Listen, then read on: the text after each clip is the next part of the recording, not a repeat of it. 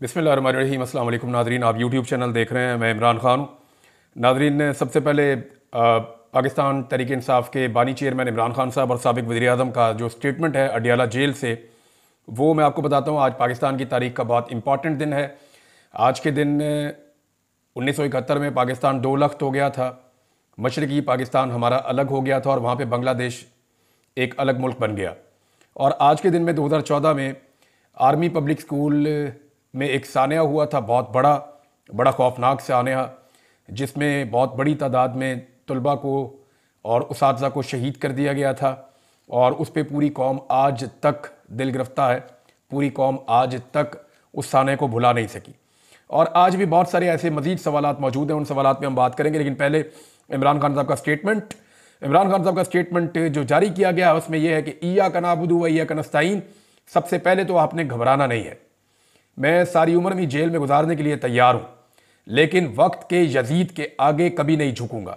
लेकिन मुसद्दिक मलिक साहब की ख्वाहिश पूरी हो गई। इमरान खान साहब ने वक्त का यजीद जो लफ्ज़ है वो भी इस्तेमाल कर दिया। कल उन्होंने कहा था कि यजीद और फ़िरौन का लफ्ज़ क्यों इस्तेमाल नहीं किया और जनरल डायर का लफ्ज़ क्यों इस्तेमाल किया, तो ये आ गया। फिर इमरान खान साहब कहते हैं जी अल्लाह अल हक है, वो हक सच का खुदा है और सब्र करने वालों के साथ है। हम सब इस मुल्क की हकीकी आज़ादी के लिए कुर्बानी दे रहे हैं। आपने सब्र करना है और मेरे साथ मिलकर जुल्म का मुकाबला करना है। डी चौक में दौरे हाजिर के जनरल डायर ने कौम को अपना गुलाम गर्दानते हुए निहत्ते और पुरअमन शहरियों पर बिला इश्तियाल गोलियां चलवाईं। हम इस वाक़े को कभी भी नहीं भूलने देंगे और अपने वर्कर्स और शोहदा को इंसाफ दिलाएंगे। लेकिन खान साहब ने फिर कह दिया जनरल डायर, और उन्होंने कहा जी डी चौक के अंदर उसी तरह का सानिया किया गया जैसा जलियांवाला बाग में जनरल डायर ने किया था। उन्होंने कहा ना इस वाक़े को हम कभी भूलने देंगे और अपने वर्कर्स को और शोहदा को इंसाफ दिलाएंगे। मुझे वर्कर्स और वकला ने बताया कि अभी तक सामने आने वाले 12 शोहदा वो हैं जिन्हें 26 नवंबर को मगरिब से पहले शहीद किया गया और बाकी लोगों को रात को इलाके की बिजली बंद करके गोलियां मारी गई हैं। इनको किधर गायब कर दिया गया है? अभी भी दर्जनों अफराद मिसिंग हैं। ये इमरान खान साहब बता रहे हैं कि उनको ये इंफॉर्मेशन दी गई है, वकला की जानिब से और दीगर लोगों की जानिब से उनको ये बताया गया है। वर्कर्स ने भी उनको ये बताया। मिसिंग पर्सनस को तलाश करना और तमाम डाटा पब्लिक करना हुकूमत की जिम्मेदारी है। मीडिया समेत हजारों लोगों ने अंधाधुंध फायरिंग और बर्बरियत को अपनी आंखों से देखा और इसके बाद अस्पतालों का रिकॉर्ड गायब करने और शोहदा की लाशें वर्सा को फराहम करने से इनकार की भी मीडिया रिपोर्ट्स मौजूद हैं।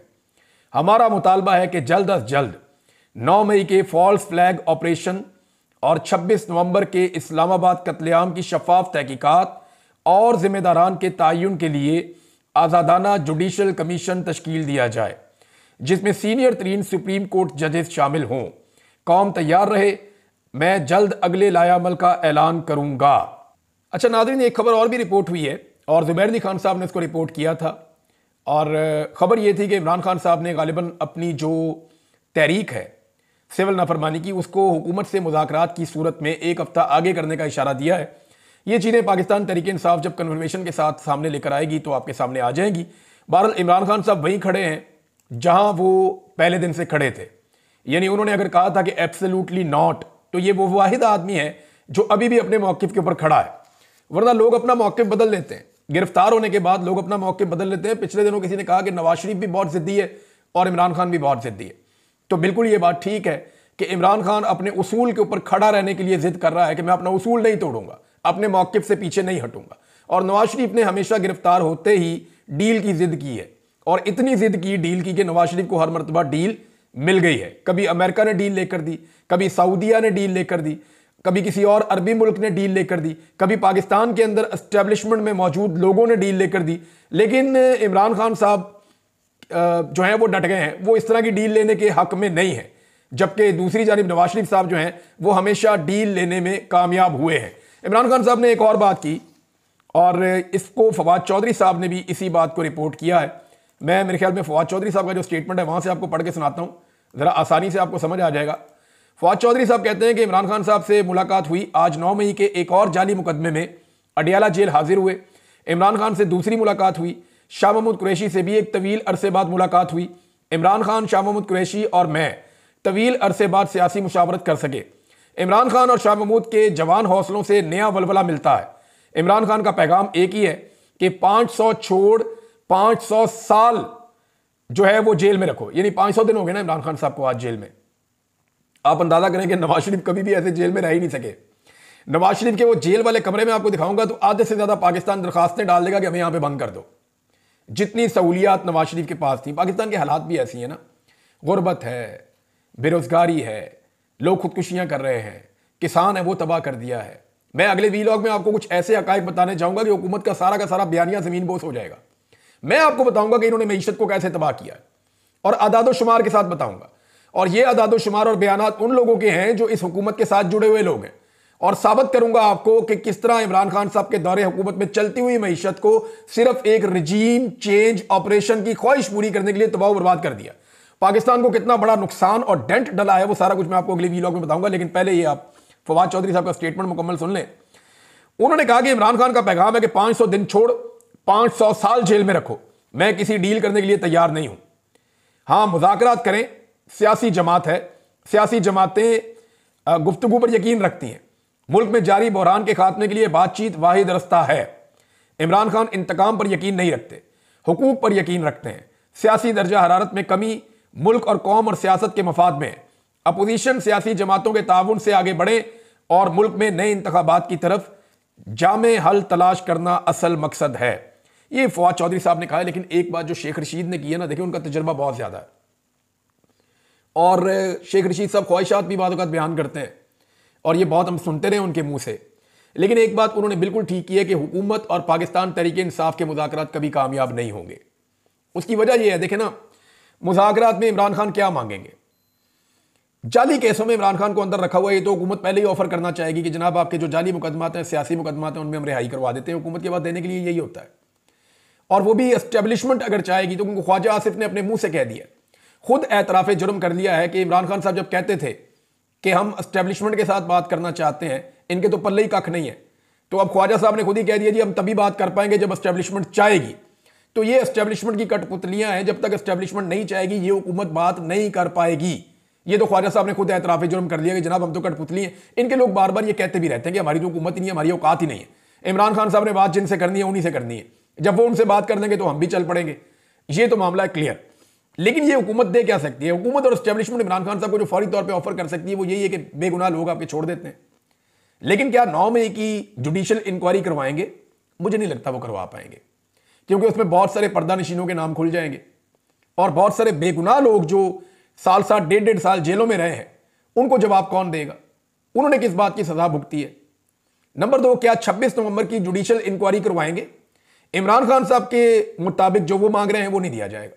हां, गोंगलों से मट्टी झाड़ने की कोई कोशिश तो की जा सकती है, कोई ऐसे ही इधर उधर का खानापुरी तो की जा सकती है, लेकिन प्रॉपर इंक्वायरी कभी नहीं करवाएंगे। क्योंकि पूरी दुनिया ने देखा है जो डी चौक के अंदर उस दिन कत्लेआम हुआ है, जैसे लोगों को दिन से लेकर रात कहे तक मारा गया, जिस तरह रियल बुलेट्स चली। अभी अल जजीरा की एक फुटेज है जिसको पाकिस्तान तहरीक इंसाफ ने जारी किया अपने अकाउंट के ऊपर, जो उन्होंने लिखा और जो उन्होंने दिखाया वो मैं आपको बता देता हूं। ये है जी, और अल जजीरा ने अपनी रिपोर्ट में रेंजर्स को AK-47 से सीधी गोलियां चलाते दिखा दिया। अब बताओ गोली क्यों चलाई? अब जरा आप ये फुटेज अगर देखें गौर से तो इस फुटेज में 2 रेंजर्स वाले गोली चलाते हुए आपको नजर आ रहे हैं। एक रेंजर वाला जो है वो इस तरफ खड़ा है, कैमरे वाली साइड पे खड़ा है, और एक उसके अकब में दूसरी तरफ लंबे कद का रेंजर वाला खड़ा है, जो दोनों एक साथ फायरिंग कर रहे हैं। अब मैं गन्स को क्योंकि बहुत अच्छी तरह पहचानता हूं तो मुझे आइडिया है कि जो उन्होंने लिखा उसकी क्या हकीकत है।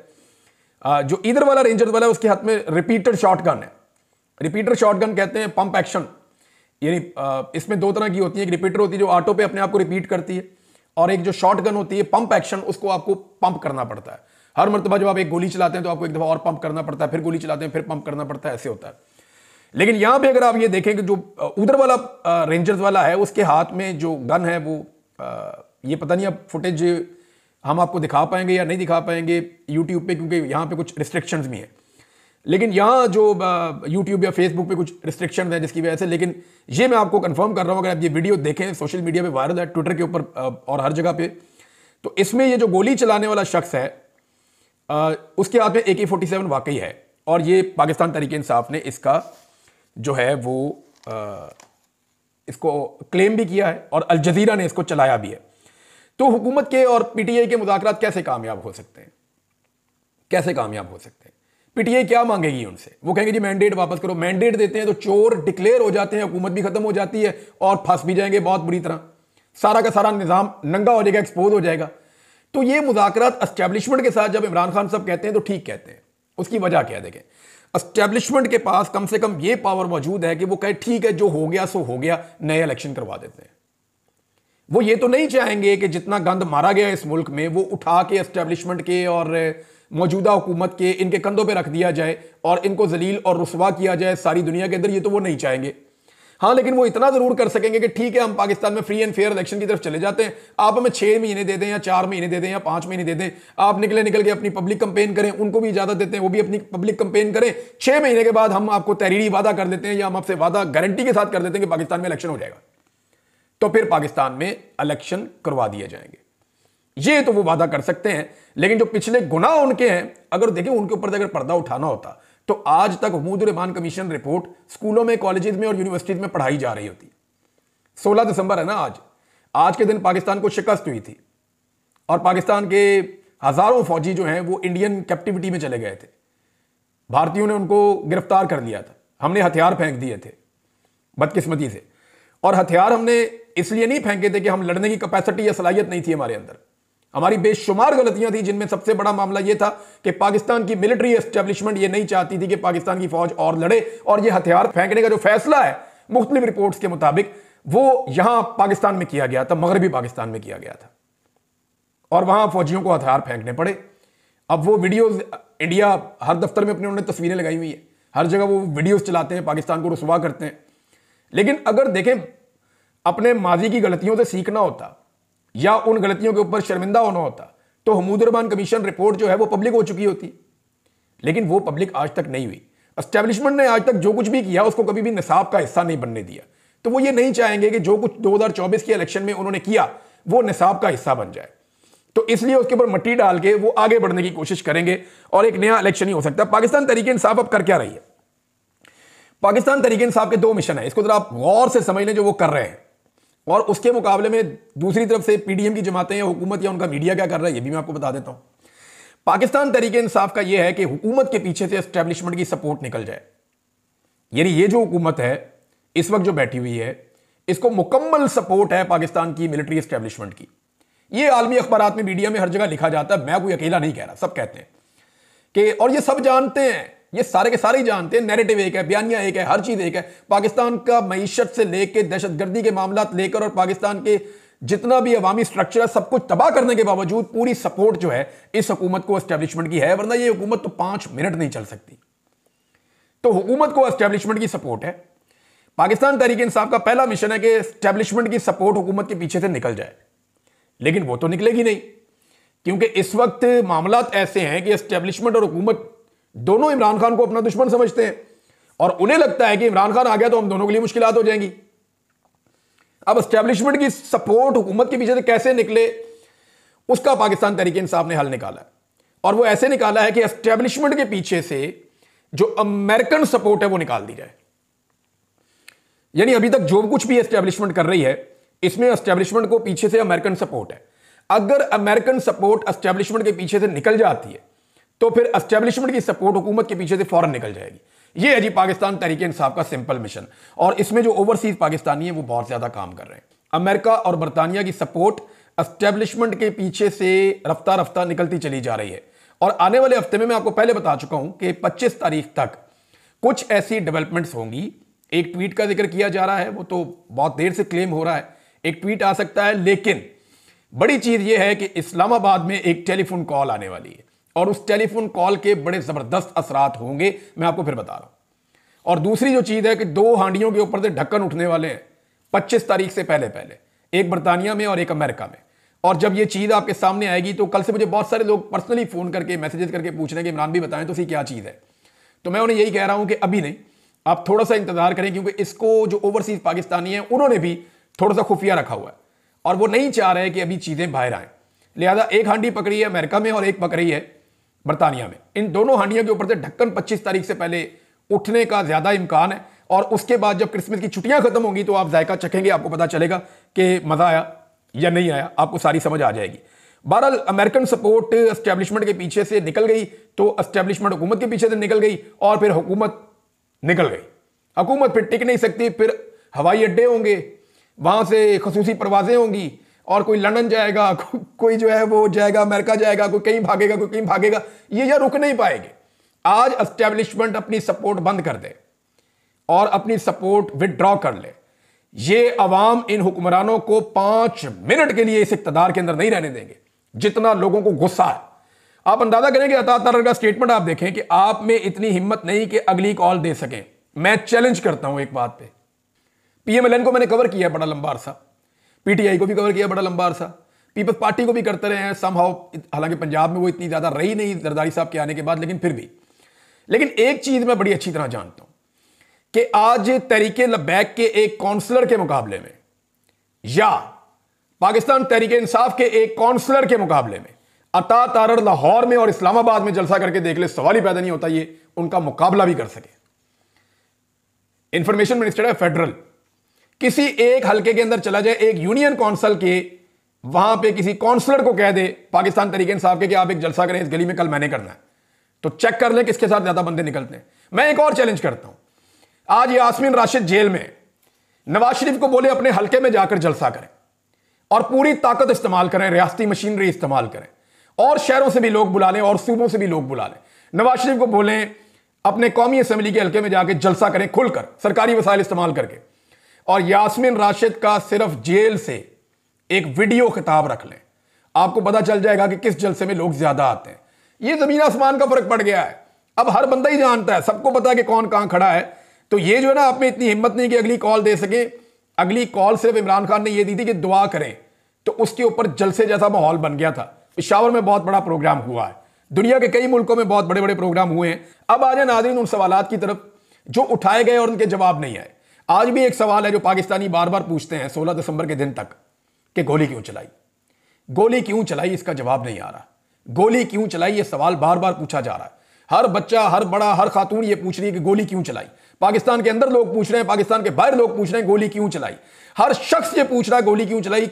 अगर कोई नहीं पूछ रहा तो पाकिस्तान की अदालतें नहीं पूछ रही। जिनको बुनियादी तौर पे इस सवाल को सबसे पहले उठाना चाहिए था, सो मोटो लेकर उठाना चाहिए था कि फेडरल कैपिटल के अंदर गोली क्यों चलाई, वो चुप बैठे हुए। जिन्हें पूछना था वो नहीं पूछ रहे, जज नहीं पूछ रहे, अदलिया नहीं पूछ रही गोली क्यों चलाई। बाकी सारी दुनिया पूछ रही है, गैर मुल्की पूछ रहे हैं, ओवरसीज पूछ रहे हैं, पाकिस्तानी पूछ रहे हैं, बच्चे बच्चे की जबान के ऊपर है गोली क्यों चलाई। लेकिन जिन्होंने पूछना है वो नहीं पूछ रहे। जब वो पूछेंगे तभी जवाब आएगा ना, वो नहीं पूछ रहे। दूसरा यह है कि आर्मी पब्लिक स्कूल का सानिया हुआ, आज तक हमारे सामने हकायक नहीं आए। मरियम नवाज का एक ट्वीट है बड़ा इंपॉर्टेंट, उसमें भी उन्होंने सवालात उठाए थे लेकिन आज तक जवाब नहीं आया। एक और सवाल है कि एहसानुल्लाह एहसान कैसे इतने आराम से चले गए, इस सवाल का जवाब आज तक नहीं मिला। कोई इंक्वायरी, कोई तहकीकात, कोई रिस्पॉन्सिबिलिटी कहां फिक्स करेंगे। एहसानुल्लाह एहसान जिनके ऊपर आर्मी पब्लिक स्कूल के बच्चों को कत्ल करने का इल्जाम है, वो इतने आराम से कैसे चला गया, इसका जवाब भी नहीं आया। फिर हुमूदुर्रहमान कमीशन रिपोर्ट कहां पे है आज के दिन की मुनासबत से, इसका जवाब भी नहीं है। और जो उसके ऊपर बात करता है उसको पकड़ के अंदर कर देते हैं। एस्टैब्लिशमेंट को इस बात पे गौर करना चाहिए कि जो भी सियासी जमात अपोजिशन में जाती है ना, वो हुमूदुर्रहमान कमीशन की बात करती है। चाहे नवाज शरीफ है, चाहे जरदारी है, चाहे फजलुर रहमान है, चाहे ANP है, चाहे PTI है, चाहे कोई जमात है, कोई जमात भी है, वो हुमूदुर्रहमान कमीशन पे बार बार बात करते हैं जब भी कभी इक्तदार से निकलते हैं। इक्तदार में आते ही सारे इसको भूल जाते हैं। तो एस्टैब्लिशमेंट को यह बात समझनी पड़ेगी कि क्योंकि वो गवर्नमेंट में पार्टनर होते हैं, इसलिए अपोजिशन उनको परेशान करने के लिए या उनको टैकल करने के लिए कि सियासत में उनका रोल खत्म हो, वो हुमूदुर्रहमान कमीशन की रिपोर्ट की बात करते हैं। तो मेरा नहीं ख्याल कि एस्टैब्लिशमेंट के बाद इसके अलावा कोई और रास्ता है कि वो फ्यूचर में अपने आप को सियासत से अलग करें और पाकिस्तान के सियासतदानों को सियासत करने दें और इस तरह की चीजें जो माजी में गलतियां हुई हैं उन पर माफी मांग के उन चीजों को पब्लिक होने दें ताकि पाकिस्तान आगे बढ़े। नाज़रीन, ट्रंप और उसकी टीम के ऊपर अटैक कर दिया गया है पाकिस्तान के मीडिया की जानिब से। क्या पिद्दी और क्या पिद्दी का शोरबा पाकिस्तान के अंदर औकात नहीं है, पाकिस्तान से बाहर जाके बात करते हैं। बहरहाल फिर भी इसके ऊपर हम अगले वीलॉग में बात करेंगे। अब तक के लिए इतना ही। अपना ख्याल रखिएगा, अपने इस चैनल का भी। अल्लाह हाफिज़।